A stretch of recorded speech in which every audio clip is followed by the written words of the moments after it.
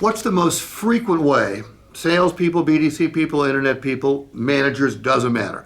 What's the most frequent way we communicate with consumers? Over the phone. Over the phone, that's part of it. The internet. All right, let me ask you this question. If you dial out, if you make 100 outbound phone calls, how often will you get voicemail?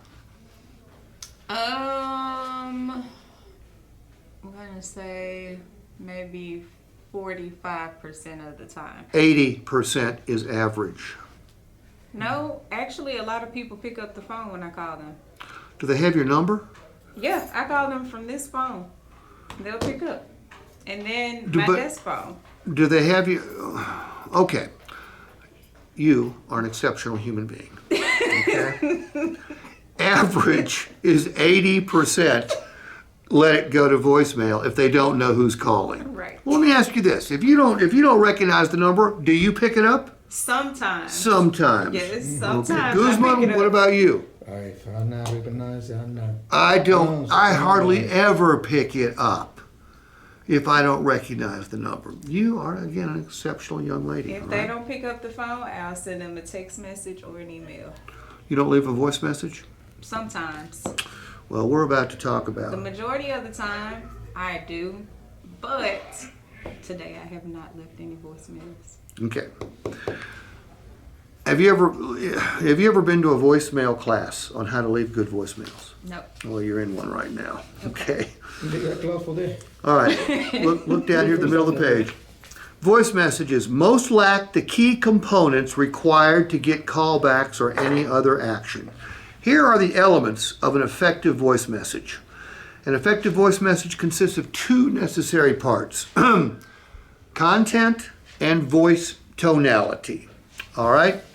The voice must convey the proper amount of enthusiasm or passion, but it can't be too loud, can't be too fast. Okay, then you come off like a car salesperson, and that's the last thing we want to sound like. Exactly. A boring voice delivering great content isn't very effective either. So, below, we're about to talk about 3 or 4 things that need to be contained in every voicemail that will get you more callbacks and pickups the next time you call. Number 1, don't make the voice message about you or what your dealership needs. We need to see you. We need to see your trade-in. In order to give you the best price, we need to see you in person. Those are obnoxious and annoying, okay? And that's what most people leave. Look, I'm going to give you a list of 15 voice messages today. You know where I've gotten them? Google. No. YouTube? I mystery shop a lot. And I mystery shop because I'm looking for people smarter than I am, which I don't have to look too hard. But I look for, every time I read about a dealership in automotive news that is supposed to be really good at this, that, or the other, I mystery shop them. Okay? I want to hear what they say on the telephone. All right? I want to see what their emails and texts look like. I want to hear their voice messages. I want and rarely, it doesn't happen very often, I want to see the type of videos they send me.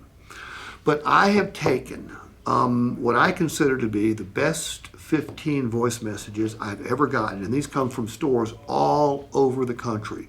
They're voice messages that would make me want to either call them back or pick up the next time they called, okay?